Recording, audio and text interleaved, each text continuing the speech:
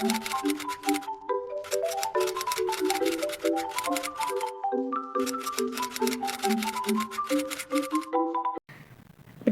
pola penalaran, banyak cara yang dapat dilakukan untuk menuangkan gagasan dalam sebuah karangan ilmiah atau tulisan lainnya. Dalam setiap karangan ilmiah, seluruh gagasan itu dikemas dalam bentuk paragraf-paragraf. Dipastikan ada gagasan pokok atau gagasan utamanya. Paragraf deduktif. Paragraf deduktif adalah paragraf yang ide pokok atau gagasan utamanya terletak di awal paragraf dan diikuti oleh kalimat-kalimat penjelas untuk mendukung gagasan utama. Nah, di sini ada contoh, yaitu tenaga kerja yang diperlukan dalam persaingan bebas adalah tenaga kerja yang mempunyai etos kerja tinggi, yaitu tenaga yang pandai, terampil, dan berkepribadian. Tenaga kerja yang pandai adalah tenaga kerja yang mempunyai kemampuan akademis memadai sesuai dengan disiplin ilmu tertentu. Terampil artinya mampu menerapkan kemampuan akademis yang dimiliki sertai kemampuan pendukung yang sesuai untuk diterapkan agar diperoleh hasil maksimal. Sementara itu, tenaga kerja yang berkepribadian adalah tenaga kerja yang mempunyai sikap loyal, disiplin, dan jujur. Topik dari paragraf di atas yaitu tenaga kerja yang diperlukan dalam persaingan bebas. Tenaga kerja adalah tenaga kerja yang memiliki etos kerja yang tinggi, yaitu tenaga kerja yang pandai, terampil, berkepribadian. Kenapa dikatakan paragraf deduktif? Karena kalimat topiknya terdapat pada awal paragraf. Kemudian berikutnya paragraf induktif. Paragraf induktif adalah paragraf yang kalimat topiknya terdapat pada bagian akhir. Di sini juga ada ciri-ciri paragraf induktif, yaitu yang pertama diawali dengan penyebutan peristiwa-peristiwa khusus yang berfungsi sebagai penjelas dan merupakan pendukung gagasan utama. Yang kedua, kemudian menarik simpulan berdasarkan peristiwa-peristiwa khusus itu. Nah, di sini juga ada contoh paragraf induktif. Salju yang turun dari langit memberikan hiasan yang indah untuk bumi. Beberapa kota disulap dengan nuansa putih menghasilkan pemandangan cantik dan memikat bagi penikmat keindahan. Hawa dinginnya semakin hari menggigit kawasan-kawasan yang beriklim subtropis dan sedang ini. Inilah musim dingin yang terjadi di negeri matahari terbit.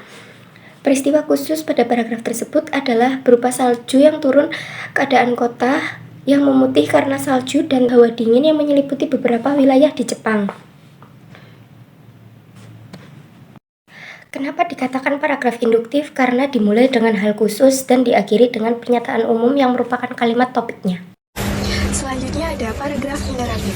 Paragraf ineratif adalah paragraf yang kalimat utamanya terletak di tengah-tengah paragraf. Untuk contoh paragraf ineratif, teman-teman bisa melihat contoh paragraf tersebut. Bagian tengah yaitu kalimat Indonesia memang sedang banyak musibah dan bencana.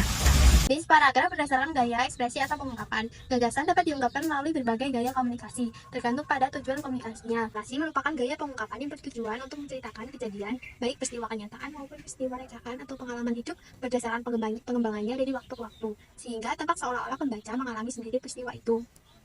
Ciri utamanya adalah adanya peristiwa atau kejadian yang dirangkai dalam urutan waktu. Paragraf narasi ini berdasarkan tujuannya ada 3. Yang pertama, narasi ekspositoris adalah menyampaikan informasi tentang suatu peristiwa berdasarkan data yang sebenarnya untuk memperluas pengetahuan orang. Yang kedua adalah narasi artistik, yang berusaha memberikan maksud tertentu atau amanat terselubung pada pembaca.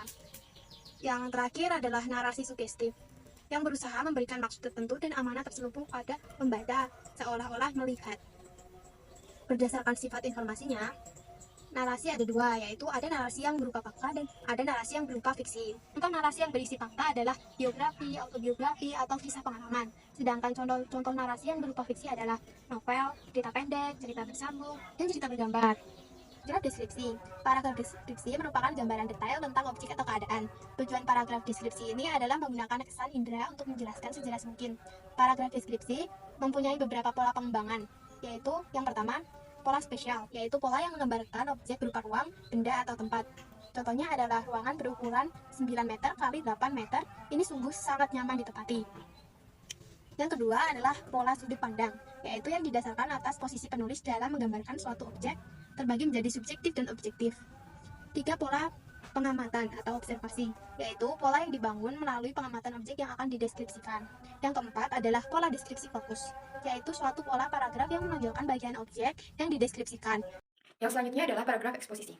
Paragraf eksposisi merupakan paragraf yang bertujuan untuk menginformasikan sesuatu sehingga memperluas pengetahuan pembaca. Paragraf eksposisi bersifat ilmiah atau non-fiksi. Paragraf eksposisi tidak selalu terbagi atas bagian-bagian yang disebut pembukaan, pengembangan, dan penutup. Hal ini sangat berupa tulisan dan tujuan yang hendak dicapai. Ciri-ciri paragraf eksposisi yaitu 1. Berusaha menjelaskan sesuatu. 2. Gaya tulisan bersifat informatif. 3. Fakta dipakai sebagai alat kontribusi. 4. Fakta dipakai sebagai alat untuk mengkonkretkan informasi. Paragraf eksposisi dapat dikembangkan melalui klasifikasi, ilustrasi, perbandingan, atau pertentangan laporan, proses, atau definisi. Dalam pengembangan dengan klasifikasi, kalimat-kalimat penjelasannya merupakan bentuk pengelompokan dari gagasan utamanya. Yang selanjutnya adalah paragraf persuasif. Paragraf persuasif adalah paragraf yang berisi ajakan. Paragraf persuasif bertujuan untuk membujuk pembaca sesuai dengan keinginan penulisnya. Agar tujuannya dapat tercapai, penulis harus mampu menyampaikan bukti dengan data dan fakta pendukung.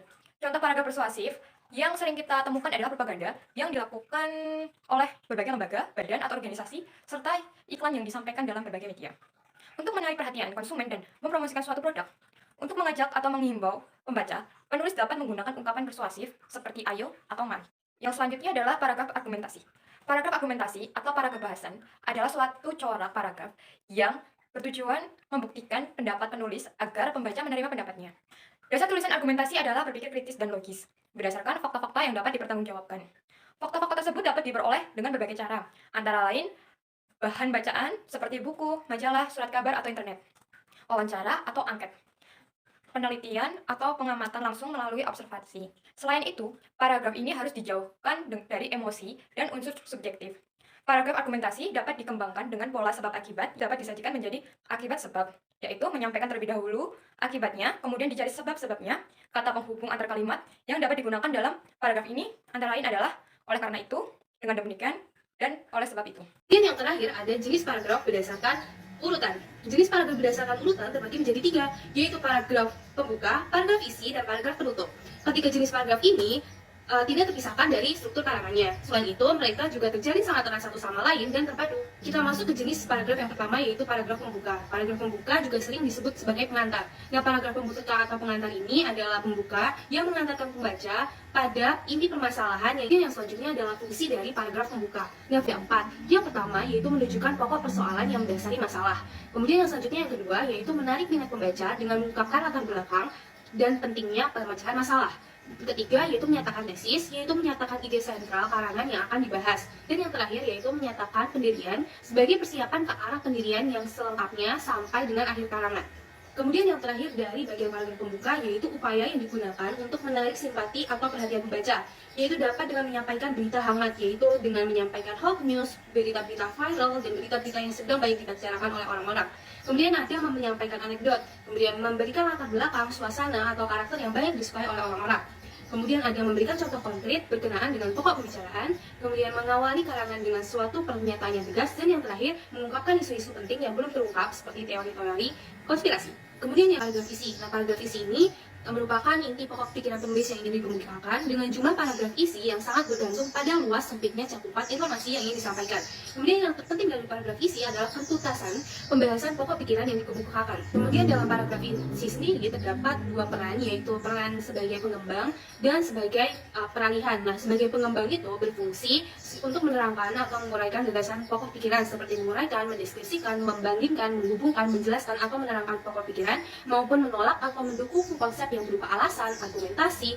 Sedangkan paragraf yang sebagai peralihan itu berfungsi untuk menghubungkan antara dua paragraf utama yang memudahkan pikiran pembaca untuk beralih ke gagasan lainnya. Kemudian yang terakhir adalah paragraf penutup. Nah, paragraf penutup adalah simpulan dari pokok-pokok pikiran dari paragraf-paragraf sebelumnya yang terkesan mendalam di benak pembaca. Kemudian 4 fungsi dari paragraf penutup yaitu sebagai digunakan untuk menunjukkan bahwa karangan sudah selesai, kemudian mengingatkan atau menegaskan kembali kepada pembaca akan pentingnya pokok pembahasan, kemudian berupaya untuk memuaskan pembaca untuk mendapatkan pandangan baru, dan yang terakhir menyajikan kesimpulan. Kemudian yang terakhir adalah upaya untuk memberikan kesan yang kuat kepada pembaca, itu dengan beberapa cara seperti menegaskan kembali tesis atau ide pokok karangan dengan kata-kata lain, kemudian meringkas atau merangkum gagasan-gagasan penting yang telah disampaikan, selanjutnya memberikan kesimpulan, saran dan prediksi masa depan, dan yang terakhir adalah memberikan pernyataan yang tegas dan kesan mendalam. Sekian